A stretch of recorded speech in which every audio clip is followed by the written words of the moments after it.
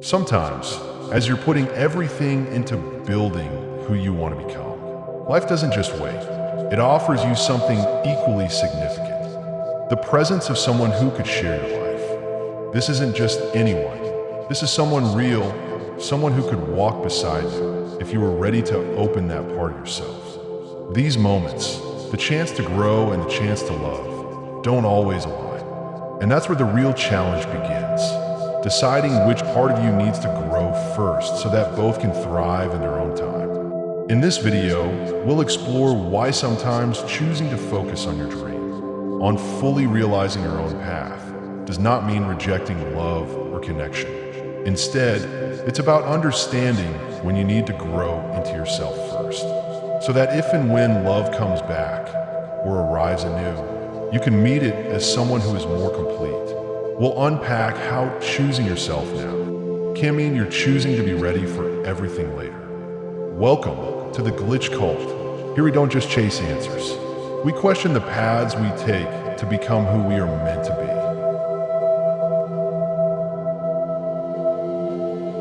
There are moments in life when the outside situation looks simple, but inside your head it is not simple at all. From the outside, your situation may even look fortunate. You may have someone in your life who cares about you. You may have connection, comfort, and understanding. At the same time, you have a goal that is not small. It is something that requires time, effort, consistency, and mental focus. It is not something you can build casually. And slowly, you begin to notice that both of these things, the relationship and the dream, require depth. They both require attention. They both require emotional presence. And that is where the real conflict begins. It is not a dramatic battle between love and ambition. It is not about comparing one person to a career. It is something quieter and more practical. It is about realizing that your time is limited. It is about noticing that your mental energy and emotional strength is limited. In a single day, you can only think deeply about a certain number of things. When you try to give equal depth to two things that both require full commitment, you start to feel stretched. It feels like trying to stand firmly in two different directions at the same time when your body can face only one way. That is when uncomfortable questions start forming in your mind. If I give only half of my focus to this dream, will it ever become real? Dreams that demand long-term effort usually do not grow on partial attention. They grow on repetition, discipline, and mental clarity. So you begin to doubt whether divided focus is enough. Then another question appears.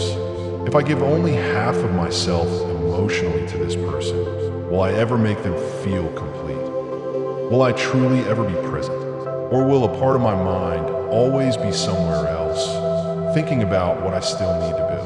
And then another question appears, one that is harder to admit. Am I ready to handle both right now? Sometimes the answer is not what you wish it was. Sometimes you realize that you are still building your foundation. You may not yet be financially stable. You may not yet feel secure in your identity. You may still be trying to prove to yourself that you can create something meaningful with your life. And because of that, you realize that adding emotional responsibility on top of an unfinished foundation might create more pressure than strength. This is not about rejecting love. It is about recognizing your stage in life. If you feel that your self-worth still depends on achieving something, then any relationship you enter will quietly carry that insecurity. You might look present on the outside, but inside you will still be thinking about the version of yourself you have not yet built. You may be sitting next to someone, but mentally you're somewhere in the future, chasing something. That creates tension. You start noticing that when you spend time with someone, even if it feels warm, a small part of you is restless. Not because of them, but because you feel you are not yet complete in your own direction. That restlessness is important. It is not selfishness. It is not emotional coldness. It is your mind telling you to finish what you started.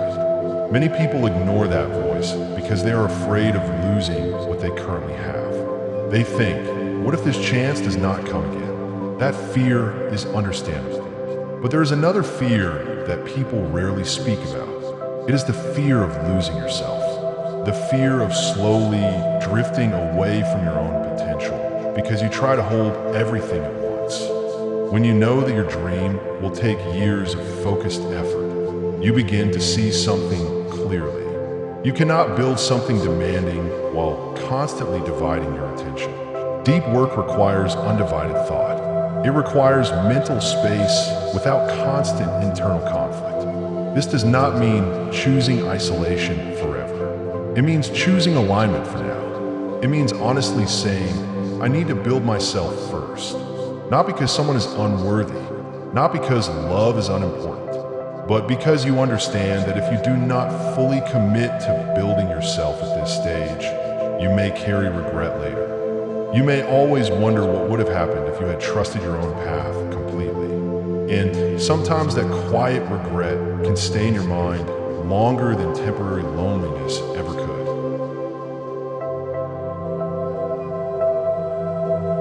When someone chooses their dream over a relationship, people often misunderstand the decision. From the outside, it can look cold. It can look like you are running away. It can look like you are afraid of commitment. Some might even say it looks emotionally immature. These interpretations are common because people judge based on what they can see, and from the outside, all they see is distance.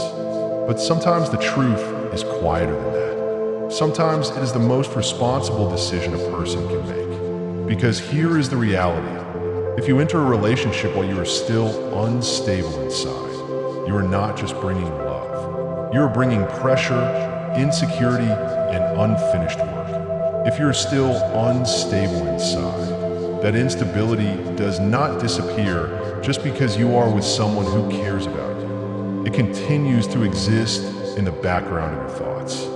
For example, if your financial situation feels uncertain, that uncertainty will not switch off when you spend time with someone. It will stay in your mind. You might smile and talk, but a part of you will still be calculating, still worrying, still feeling behind. That pressure changes how you show up.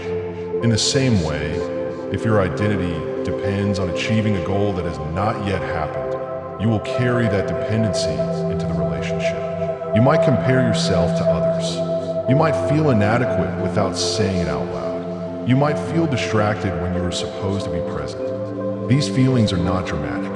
They are subtle, but they build up over time.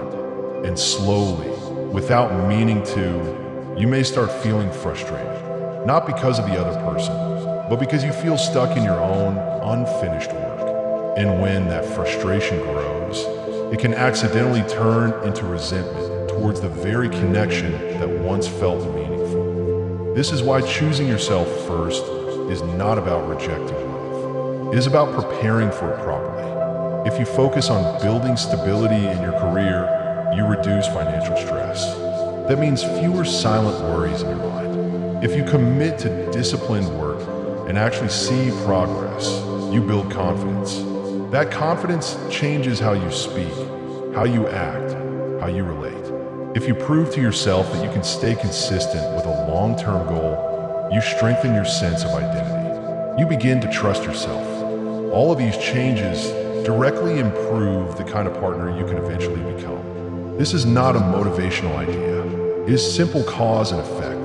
When you feel stable, you love differently. You are less reactive. You are less defensive. When you feel capable, you relate differently. You do not seek validation in the same way. And when you do not secretly feel behind in life, you do not carry silent frustration into your relationship. Many people try to grow while also managing the emotional responsibility of a relationship. So people can handle both. Others cannot. And knowing which category you fall into is part of self-awareness. It is not weakness to admit that you cannot do everything at once. In fact, it is maturity. Because when you step back and say, right now I need to build my foundation, you are thinking long-term. You are not choosing short-term comfort. You are choosing long-term stability. You are thinking about the person you want to become 5 years from now. And if, after building yourself, life brings the same person back into your path, you will meet them as someone more complete. If life does not bring them back, you will still have built something real inside yourself. That is the part people often overlook. Choosing your growth first does not guarantee you will get everything later. There are no guarantees in life, but not choosing it almost guarantees that you will question yourself. You will always wonder if you avoided your own potential, and that kind of doubt stays with you for a long time. Living with that self-doubt can slowly weaken your confidence. It can make you hesitant in future decisions. It can make you second-guess your own judgment. So sometimes the decision is not between love and ambition. Sometimes the decision is between short-term emotional security and long-term self-respect. When you see it clearly like that, the choice becomes less dramatic and more honest. You are not walking away from someone. You are walking toward the version of yourself you know you are capable of becoming.